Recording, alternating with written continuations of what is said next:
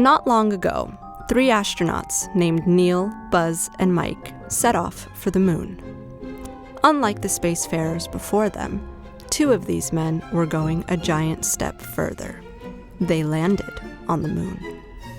For about 2.5 hours, Neil and Buzz explored the lunar surface, taking samples and pictures.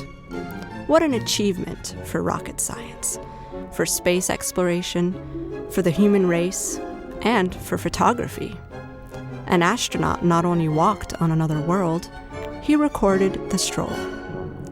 Later Apollo missions followed the example, capturing mind-blowing images in space and on the lunar surface. They used a camera in particular, made in Sweden, that came to be known as the Apollo camera. This is the story of how that Swedish camera made it to the moon.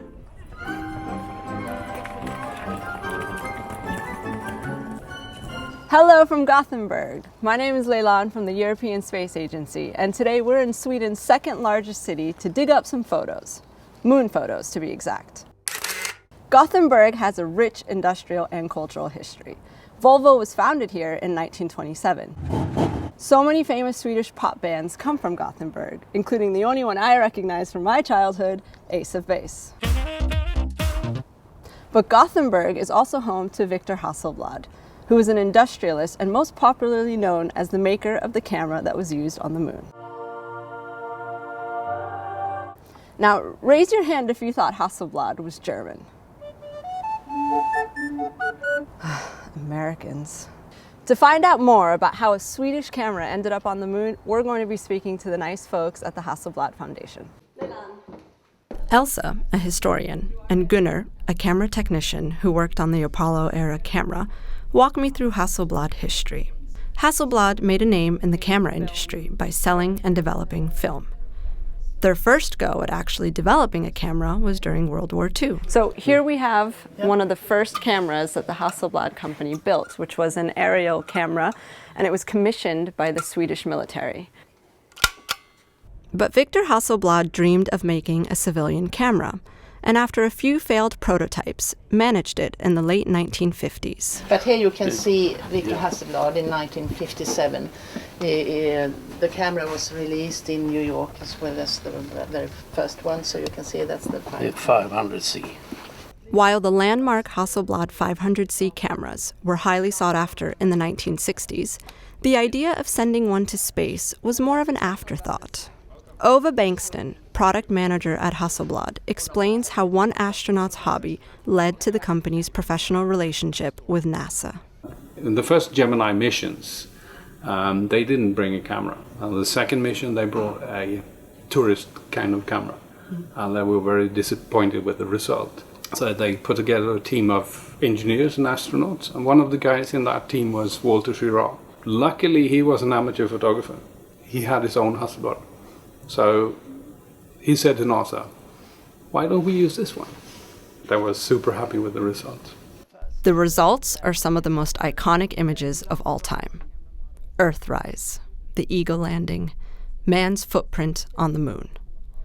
But you can't simply send something to space without first qualifying it for spaceflight. Gunnar explains some of the technical adjustments made to the cameras to make them fit for space.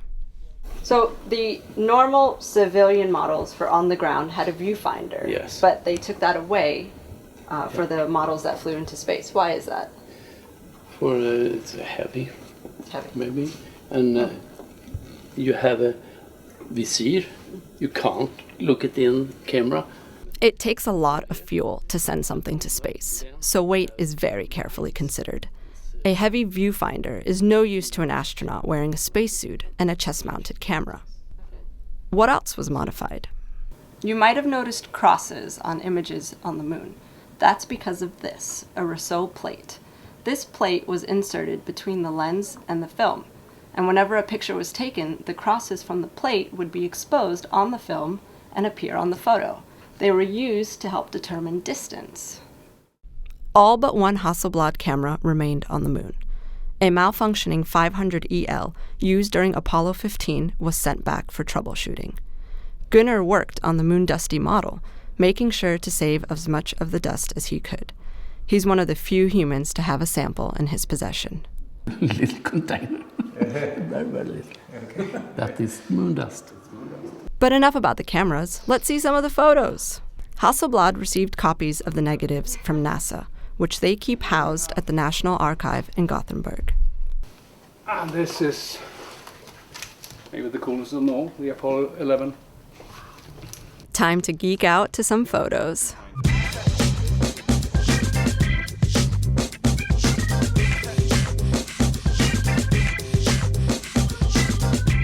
Astronauts were extensively trained on the cameras and photography techniques, and it shows.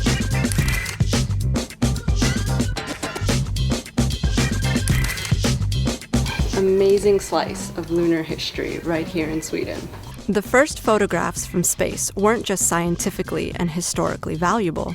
They were great PR for NASA and the space program, for environmentalism, but perhaps above all for human imagination and potential.